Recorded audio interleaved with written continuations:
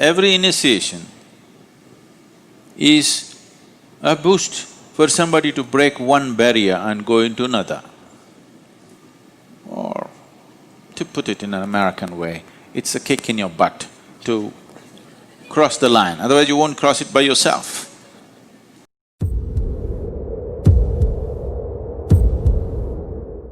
माटी कहे कुम्हार को तू क्या रोंदे मोहे, एक दिन ऐसा आवेगा मैं रोंदूंगी तो है। आए है सो जाएंगे राजा रंक फकीर, आए है सो जाएंगे राजा रंक फकीर। एक सिंहासन चढ़ चले एक बंधे जंजीर, एक सिंहासन चढ़ चले एक बंधे जंजीर। For those of you who don't understand the language, what the song is saying is,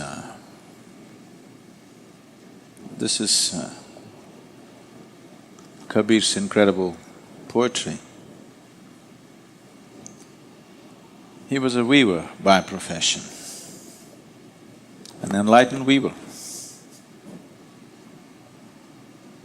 So similarly, there were enlightened potters, there were enlightened cobblers, vegetable sellers,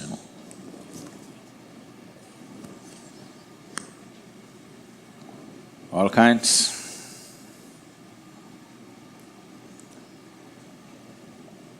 So this is a scene where a potter is kneading the clay, and the clay is singing to the potter, "What are you kneading me? A day will come when I will need you." And it doesn't matter who you are. You're a king, you're a commoner, you're a saint, it doesn't matter. Anyway, I will need you one day. The only difference is, when I need people, a few will be sitting upon the throne of enlightenment and liberation. Rest will be entangled in the shackles of entanglement. That's all the difference. Otherwise, anyway I will need. Because what you think as me or myself is not you, it's me. That's what the clay is saying. So this is the only pot which can be burnt and unburnt. But in the meantime, what happens is the whole thing. So, as a way of taking people from a shackled existence to sit on the throne of liberation, not just in terms of realization, but in terms of knowing, in terms of capability, in terms of what you can do in this existence. When you talk about competence, mostly people are thinking about social competence. When you talk about power, people are mostly thinking about in the world. But when the clay begins to knead you, your social competence and the power that you hold over men and material means nothing, because you are the material. But at that time, a few will sit upon the throne, rest will be shackled in entanglements. To take a person from this shackled existence to sit on the throne of existential power, not social power, not social competence, not psychological power, not psychological competence, not physical power or physical competence, to take a human being into existential competence. It should not be, but generally is a long and arduous path. It should not be, but it is so. So it's very simple to move from bondage to liberation, but unfortunately, usually it doesn't happen like that. If one has to move, if a being has to move from an existence of bondage to an existence of existential power and liberation, he needs booster doses at every point. This is what the initiation processes are. Every initiation is a boost for somebody to break one barrier and go into another. Or to put it in an American way, it's a kick in your butt to cross the line, otherwise you won't cross it by yourself. Left to yourself, you will go within the lines that you have drawn and never cross. Everything that's life, everything that's creation, every aspect of creation, in a latent form, is already there in human consciousness. There's nothing to do. If you just bring clarity to this, everything is right here.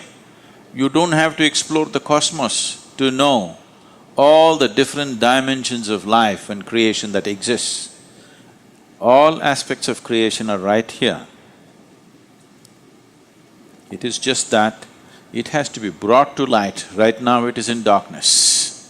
Right now it is in a space, it is in a dimension that you cannot see. Right now there are radio waves here, you cannot hear. You need a transistor to hear, but it's already there. If it is not there, your transistor could do nothing. So it's already here. It is just that you should have the ability to see, you should have the ability to translate what is in another form to the form that you can see and perceive. So the initiation processes are just this, and these goddamn initiations are a frustrating process for the Guru because it goes so slow, inch by inch, millimeter by millimeter, point by point. People go slow. Somewhere when I look at people, I think they have a notion that they have a billion-year lifespan. They don't hear to the song of the soil, that the soil is waiting to need you one day, very eagerly, really. Just throw a dead body in the soil and see how eagerly it melts down, how eagerly it's eaten up by the soil, just see. So the soil is every day, every step that you take is waiting and it knows you will come. Doesn't matter. You jump around, you hop around, you fly, you will come back. Nobody seems to hear the song of the soil, that it is waiting to need you and it'll do so soon. Because people are unwilling to take the necessary steps, they will create hallucinatory processes for themselves. The nature of the mind is such, it can make projections of life in such a way that it can keep you busy forever. It takes a certain level of awareness and a certain force of initiation processes for people to cross this need for hallucination and come to reality. Because reality is grander than any hallucination that you can ever create. The wildest imagination that you have will be colorless compared to the dimensions of reality that already exists. Existence has more to offer than your imagination can ever produce. But you want to settle for your own stuff, this doesn't get you anywhere, but it makes you feel like you're really getting somewhere. this is not exploration of the existence. This is not mysticism. This is just the mischief of your mind. If you are happy with it, fine, nothing wrong. Nothing wrong in being limited, isn't it? Just suffocating, that's all. So, either you must cross the barriers, the restrictions, the shackles of life yourself, or you must allow someone to kick you through the barriers. One of these things you must do, otherwise you can only celebrate limitations. Otherwise, you can just gold paint the prison walls and think you're in a golden cave. Quite wonderful it is. But it doesn't matter what imprisons you. Imprisonment is imprisonment. It's as simple as that. So, the finer the material that you employ to restrict yourself, the more dangerous it is, because to have an intelligence which cuts through the gold and makes you see bondage is just bondage, by then the aspirations of the clay might have been fulfilled. The soil might have found its target. You might not have, but the soil would have. So some will be upon the throne, some will be still shackled.